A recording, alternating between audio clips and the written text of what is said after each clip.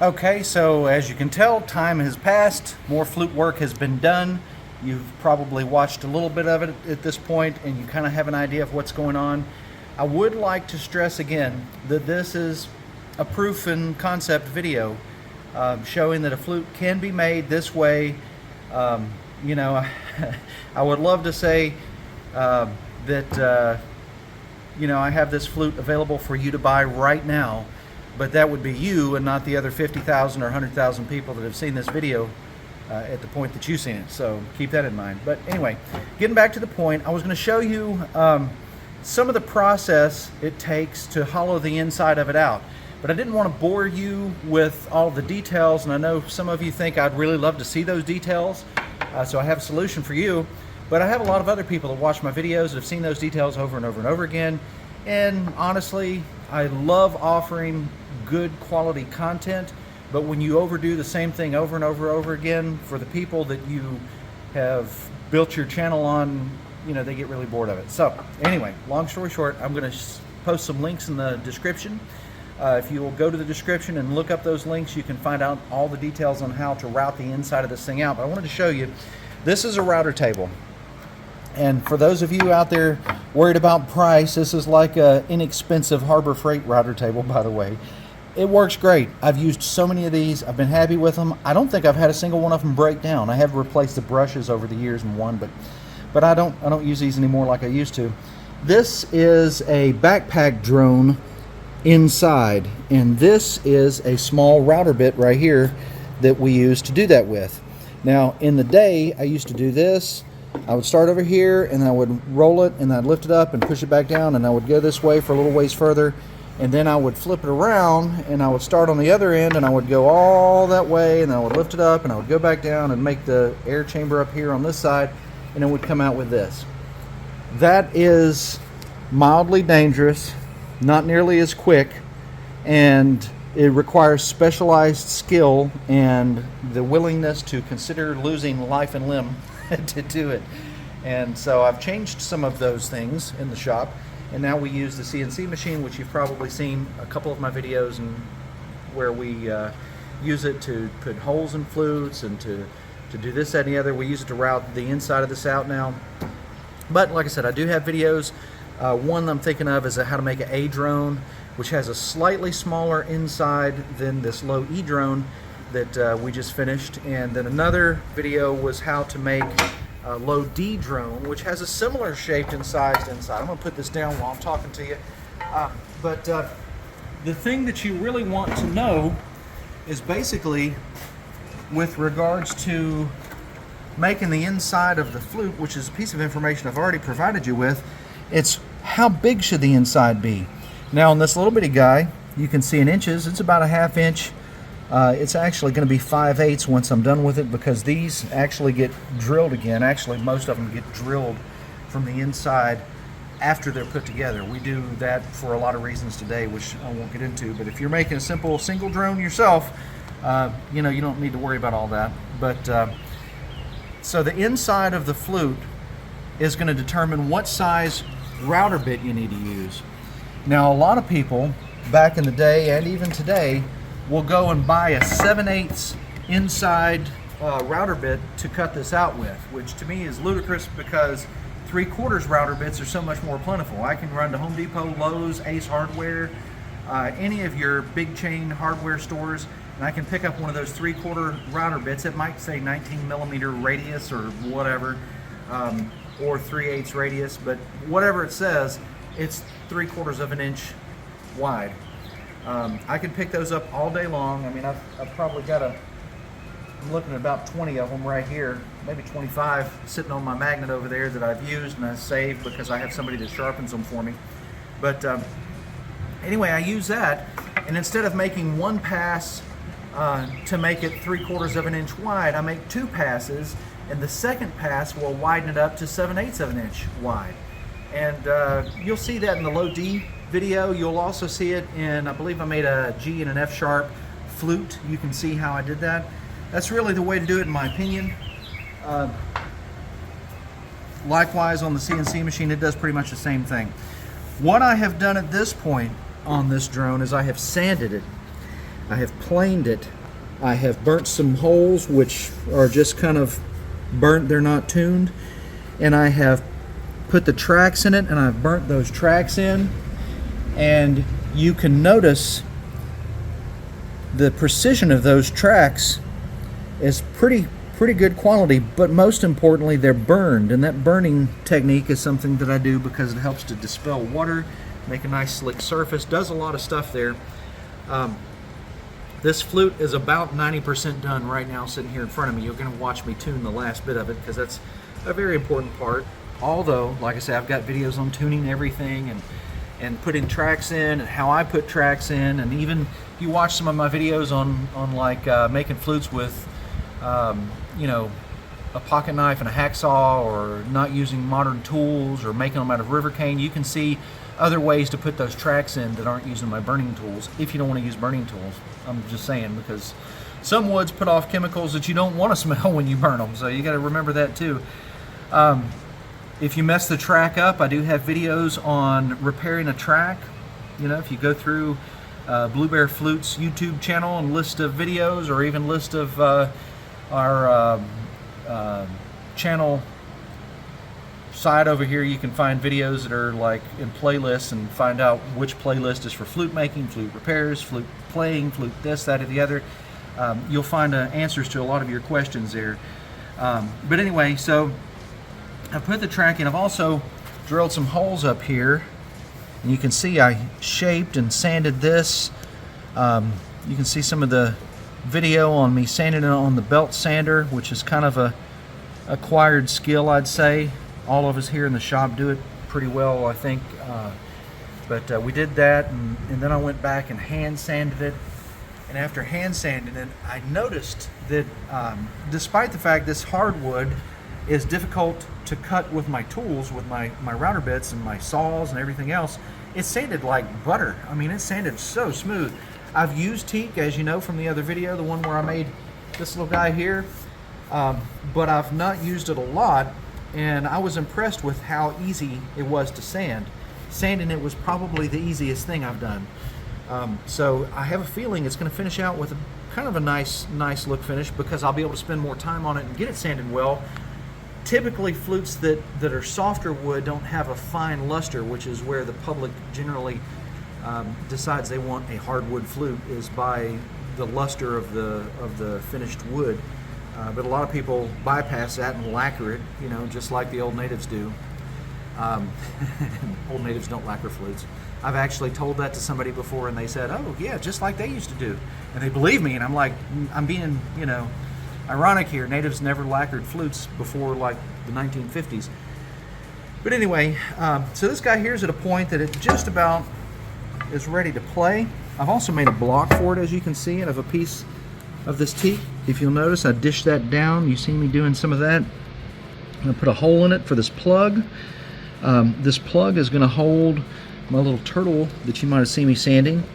It's going to hold him in place, and I've not pushed it in there all the way because it will be a monster to get that plug out after I do. Although when I do put it in there, I will glue it so it doesn't come out. But I left this loose so that I could put my squeezy clamps underneath the block here, and so that I can spend more time sanding this guy, because it deserves to be hand sanded a little bit more. But as I was setting this down, I noticed that it rocked a little bit, so that's probably the ridges that were created from burning tool here. But that doesn't mean it won't play. I'm going to go ahead and squeezy clamp it down and see what it sounds like, and then we'll go over and tune it. Let's see. Yep.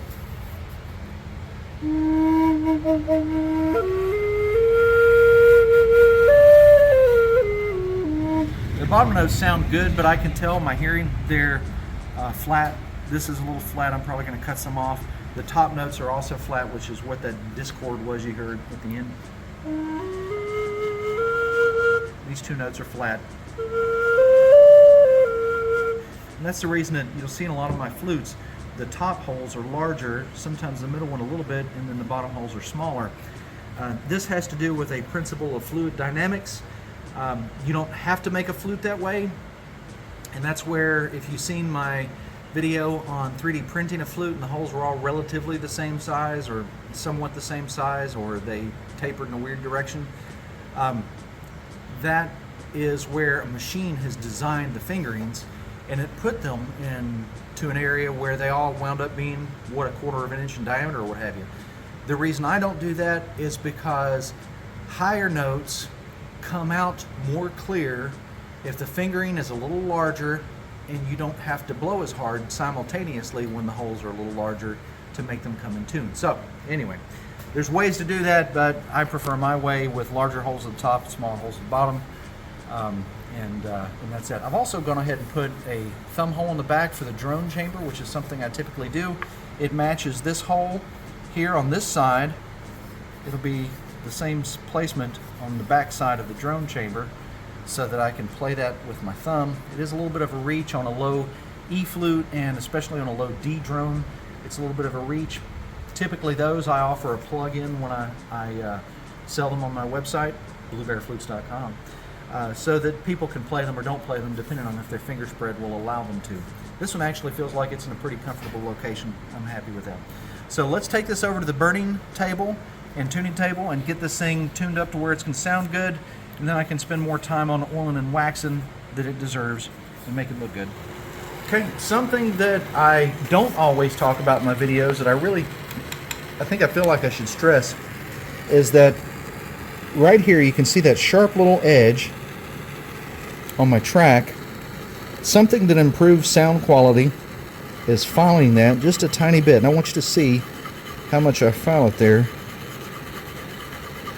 That's a curve between 1 and 2 millimeters in size that just kind of curves down into the flute. I also sand underneath of this just to make sure it's nice and straight. This right here is more exploratory than actually doing a massive improvement, but it does clean up any loose articles that may be floating around underneath of there from my burning tools. But like I say, that little bit of sanding there makes the world of difference. What it does, if you could just imagine, is it causes the air to do this. You'll also notice, wherever I set my block, let me grab that real quick, that the bottom of the block, I typically curve that as well. Now there is still a nice flat edge there, but that much curve is way enough. You have to be able to split the difference between too much and not enough. It's just practice and time really that does that. So I'm going to put this down here. I did go ahead and sand the flat area a little bit. I can hear that it's incredibly flat. I'm going to squeezy clamp this guy down.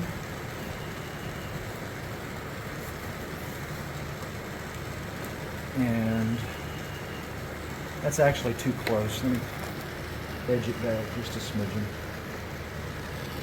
There we go. I was going to show you too that typically, in my opinion, the flute block should sit about 1 to 2 millimeters behind the edge of the track. This also helps to facilitate that air spreading out, kind of like in that direction as it comes out. It's the difference between, now I know some of you probably don't like guns because history hasn't taught you anything, and because, well, I don't want to get on any kind of high horse. But anyway, if you thought about it, a hunter, someone, yeah, you're probably thinking the south of the United States. A hunter who's going to go out and hunt for a deer. They have several weapons in their arsenal. Which weapon are they going to take with them? Are they going to take a pistol? Probably not. A lot of them take a high-powered rifle, but we don't have that luxury unless I started blowing air in here with an air compressor, so we kind of have to choke it down a little bit. Well, they'll take a shotgun. When I was a kid, my dad always took a shotgun. He was not a high-powered rifle, long-distance shooting kind of guy. He was 8, 10 feet away, 15 feet away is far enough. I personally believe, on one hand, that gives the animal a fighting chance, although really with a high-powered rifle or shotgun, or even if you had a pistol up to a deer's head, I don't think that they really have a chance. But I think it's more sporting, not, sporty, but more sporting to try to test your aim rather than, you know, and granted, my dad wasn't the type of trophy hunter that a lot of people were. He was more into bringing food home for us, so we had something to eat. So anyway, if you're using a shotgun, it tends to make a better spread, and it causes the air to focus on the area of the deer, flute that you want it to focus on. Whereas if you used a pistol and you had that fine little bead of air, you may or may not hit your target. And that's the whole reason I wanted to bring that up, really. It's not any of the presumed prejudices about having weapons or the amendments to the Constitution or any of that, but it's just basically try to get everybody on the same page. And I find sometimes if I use something that freaks some people out, they listen better. And so any of you that may have been offended by my language, I'm thinking about this YouTuber that I watch and his little pet goldfish and what he says.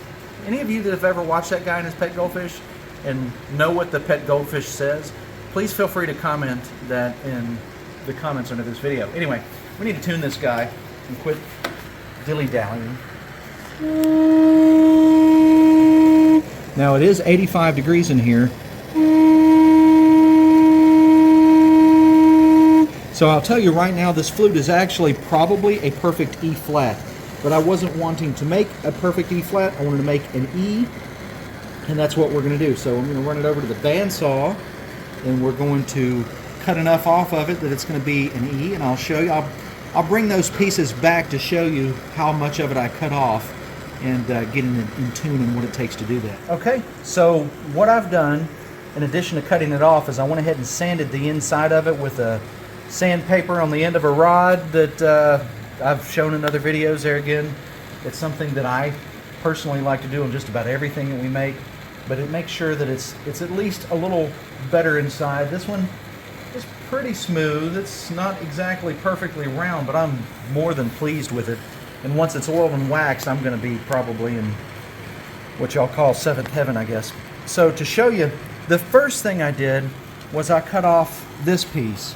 This was the main end piece, and when I did, it truded up to about an E.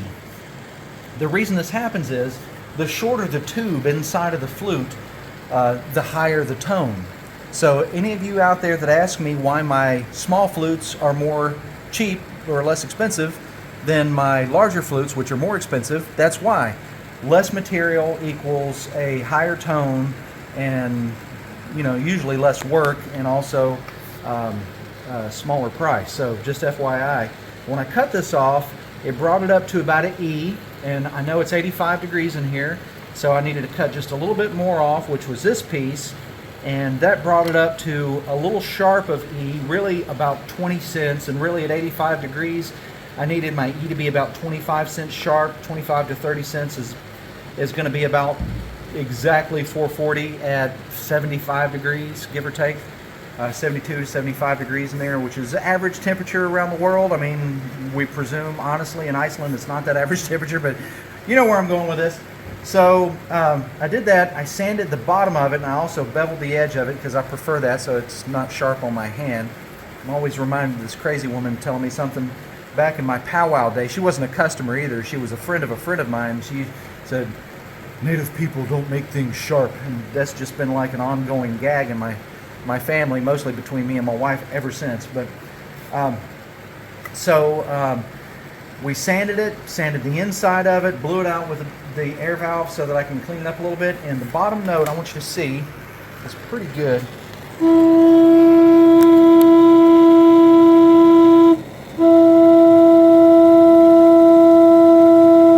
It's right at 20 cents. Now, if you see that little triangle on my tuner there, that's actually concert tuning is 15 cents. That's why that's there, is to let you know that if it's at 15 cents, it's still considered a concert tune.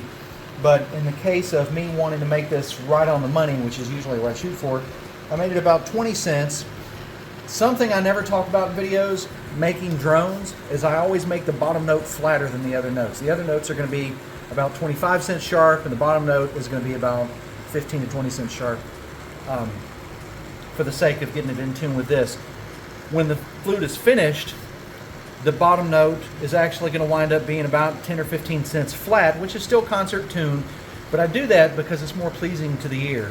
I mean, we could talk about how and why I do things all day long. This is really a proof and concept video, as I keep stressing, about making a low E drone out of teak, which is really turning out beautiful. I'm very happy with it. We're going to burn these holes, enlarge them so that they're in tune, and I won't talk as much on this. A little flat. Burn the hole out.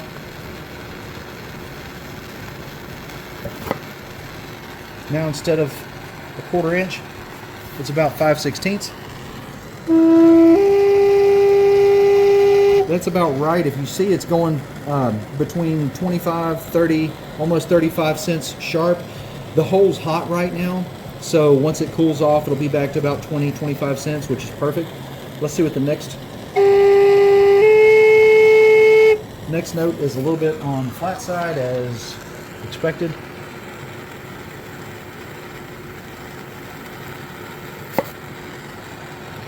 I'm gonna blow it out a little bit because the smoke inside of the flute actually causes it to go flat as well.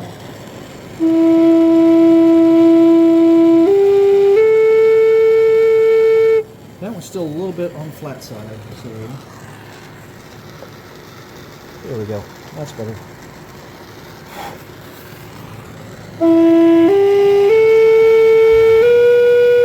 Very flat. This hole and this hole are going to wind up being larger than what I just made them. That one is probably going to wind up being the same size as these bottom two, or close to it anyway. A little larger might be okay, but typically still quite flat. Very flat, because that C sharp there should actually be a D, and as you hear me blowing faster, I'm trying to get it to do anything to show me which direction it's going to go. Opening up that hole, rechecking this one, doing this one right here. I'm going to go ahead and put this tool, well, now I better tune that bottom node on the back side. And then I'm going to put that tool away. Let's see.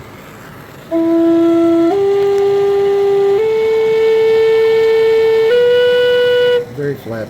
I'm also going to open up the second hole. You don't have to watch this. That second hole was just a pinch, still too flat. But now let's check it.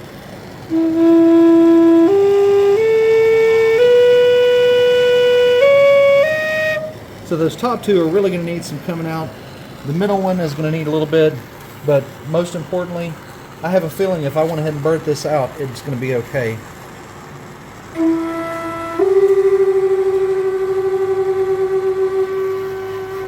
Now you see me covering that bottom hole there with my finger?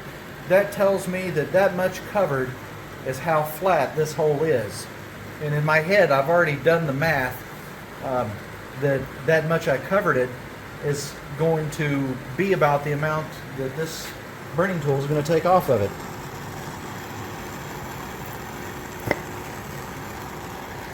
I love it when it flames up like that.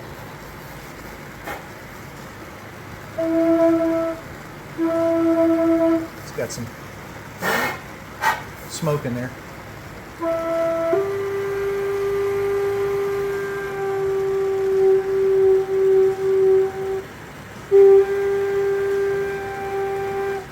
So the back hole is still a little flat. I'm not going to go into great detail about how I can tell. You just have to trust me on this. And typically that's the way it goes in the drone chamber anyway. This back hole usually winds up being slightly larger than the front hole, but it also brightened the sound. If you don't believe me, skip back 10 or 20 seconds, listen to it, and then listen to it at this point, and you'll notice that the sound sounds happier and brighter. This is all stuff that I know when I'm tuning this flute. And oh gosh, it's taken years of me dealing with people saying, my flute's doing this, and I'm blowing that. And I'm like, have you ever played a flute before? No. First thing they do is they take it out of the box, and they put it on a tuner, and they're like, my flute's sharp. And I'm like, what's the temperature outside? And they're like, oh. Or my flute's flat is really the common thing, because a lot of people order in the wintertime. And they're like, my flute's flat. I'm like, what's the temperature outside? Is it 50 degrees? And I don't even have to look at the at the temperature in their area, their country, I can just about always tell you that's what's going on. Is they're playing it in the 60 to 50 degree temperature rating, and then so the flute plays flat. Anyway.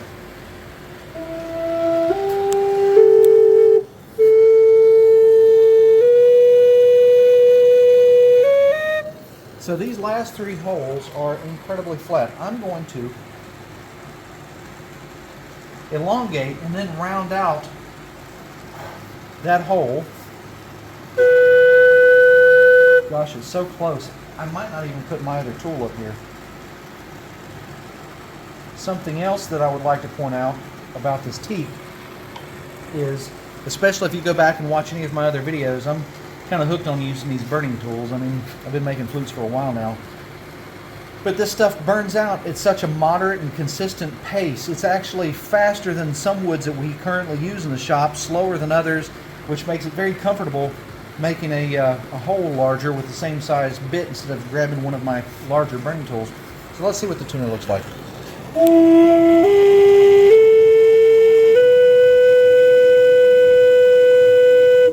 Almost there. That's really close. Sometimes I'll grab those bigger tools mainly to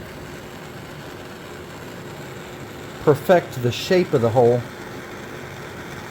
Oftentimes, though, what I wind up doing is burning the hole north. And people would say, well, why don't you just make your fingerings at this size or whatever and just drill them that way? Because sometimes the inside size of the flute, gosh, I've tuned and retuned so many other flute makers' flutes that have been sent to me over the years, but the inside of the flute has some imperfections, and for that reason, even if you drill it out, it's still going to have those imperfections, and they can cause it to play a little sharp or flat or whatever. And same with the track and the sound hole, everything's a little variation there.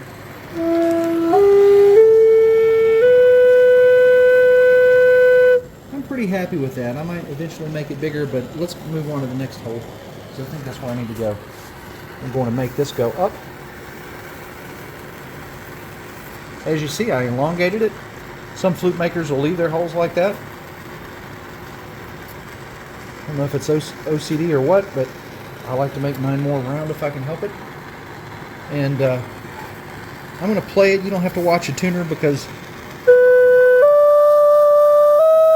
I can tell by listening to it that it ain't just right just yet, but we are so close and almost finished tuning this flute. Then I'll go ahead and lightly sand it, and I'll oil it so that you can see what it looks like oiled.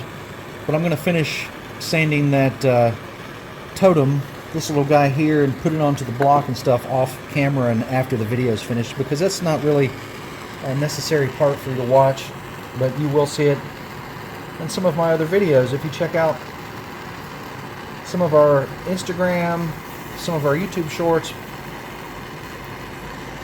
our TikTok, if that's still around at the time this video gets seen, you'll get to see me playing it and see what it all looks like finished. Keep in mind, I'm not going to lacquer this flute. That is way against my constitution. And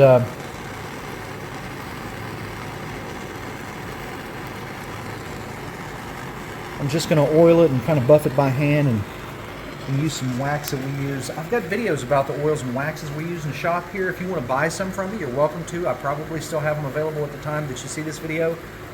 We sell our imitation bear fat, which is kind of a mixture of oil and wax all in one. Does a great job of protecting the flute and giving it a nice little shine and luster. It's what I've always used until time hasn't allowed me to make it for our flutes, and I wind up buying something else, which is quicker and easier for me these days. You see me, I'm not even looking at it because I know about what level it's going to need. I am going to check in a minute. If you've never heard the phrase, measure twice, cut once, that's what I'm doing right now, in a roundabout way of speaking.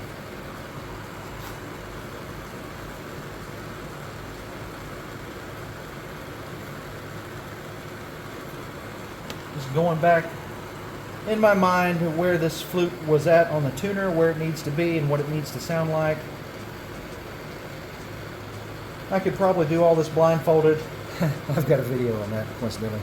But I probably could do all this blindfolded and without use of a tuner and send out flutes like that all day long, and it would be great, but I don't.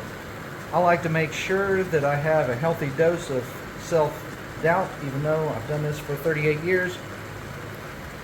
I like to make sure that they sound right, not only to me, but to other people here in the shop, sometimes other people in the world. Eventually, we get finished and they get shipped out.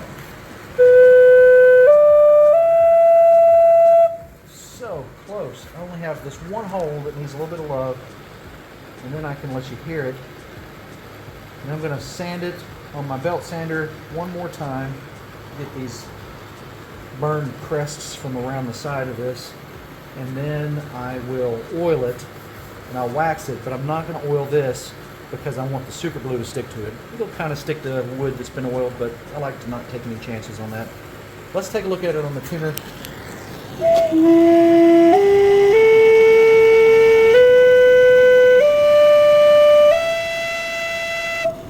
That second note there is still a little bit flat.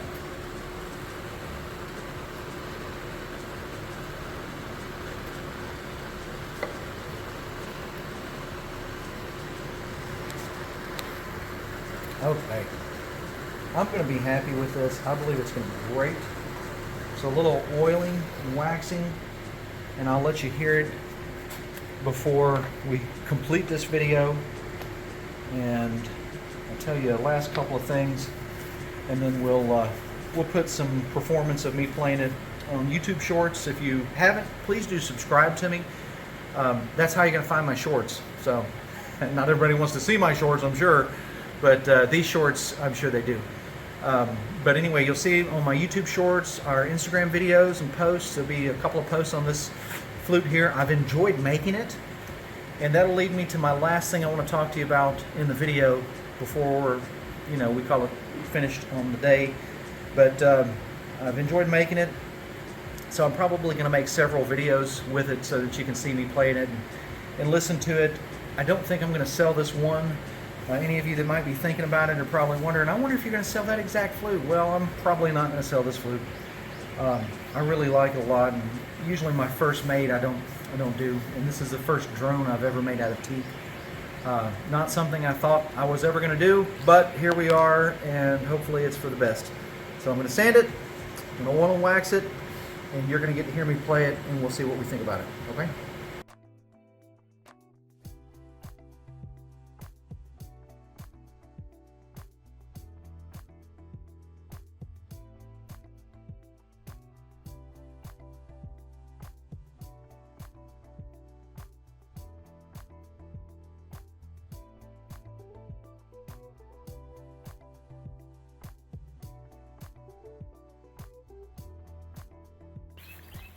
Okay, so all in all, I am tickled to death with this flute. I really like it a lot. It is actually, and there's other things I want to say about it, but before I do, I got to get this off my chest. I've honestly considered making these and offering them to the public.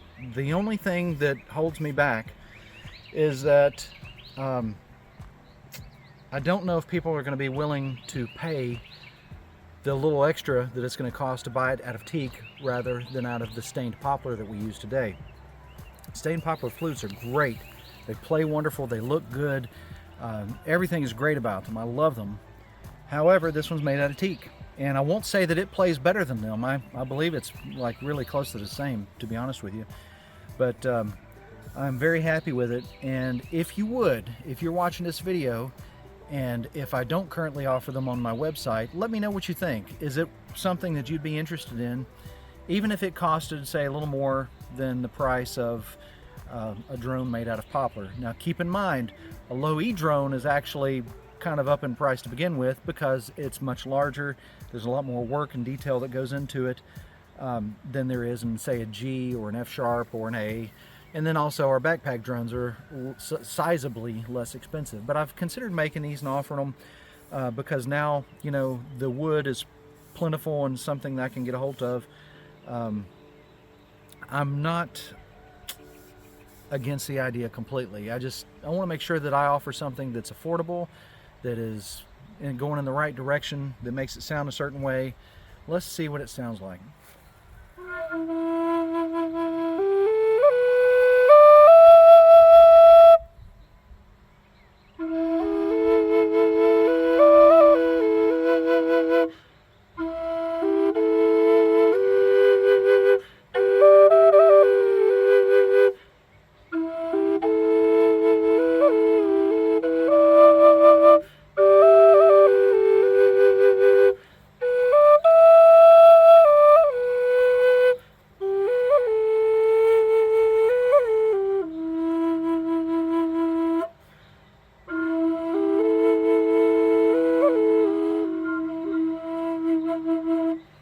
One thing you'll notice too is that I do struggle to keep that hole covered, even though I said earlier it's still a lot easier than a low D drone. But I'm probably going to make a plug for it so that I don't have to use it all the time.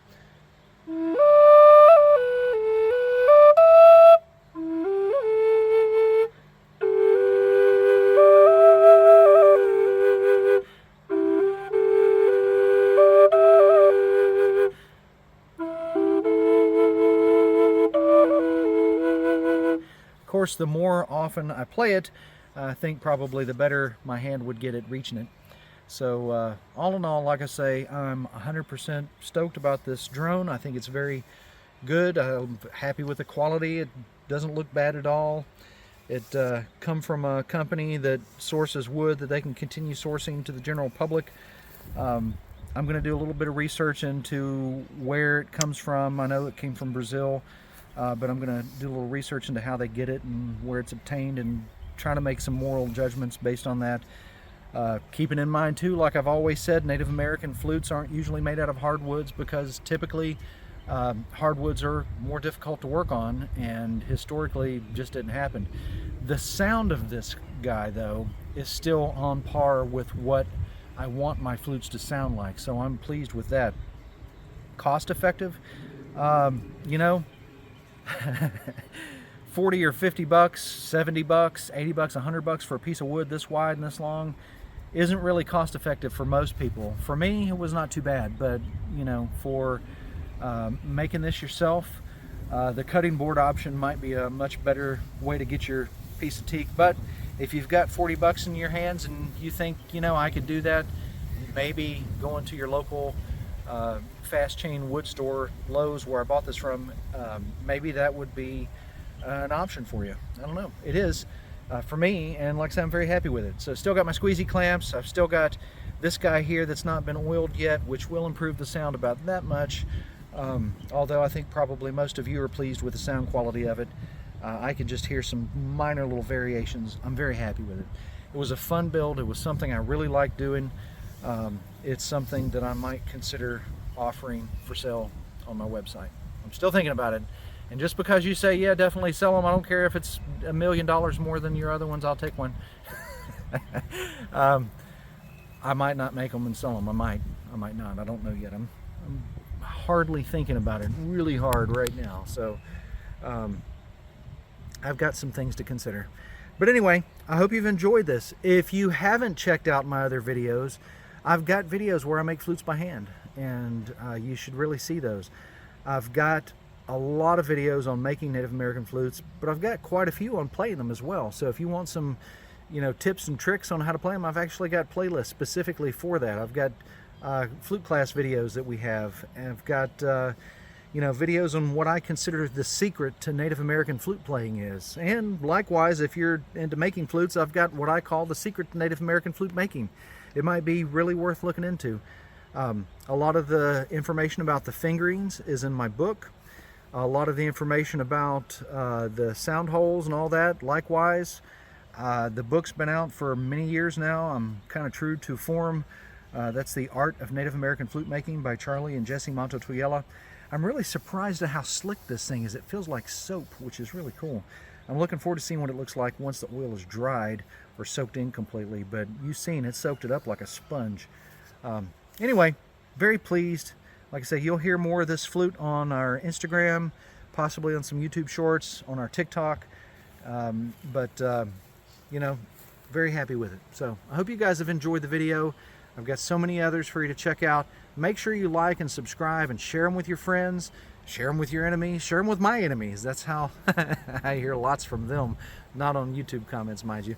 Not usually. But anyway, share those around. I have other videos that are coming out soon that I know about that I know you're going to enjoy. And some of my enemies might enjoy too. But anyway, y'all take care. Charlie Mato-Toyela signing out for Blue Bear Flutes and bluebearflutes.com. Come check us out really soon.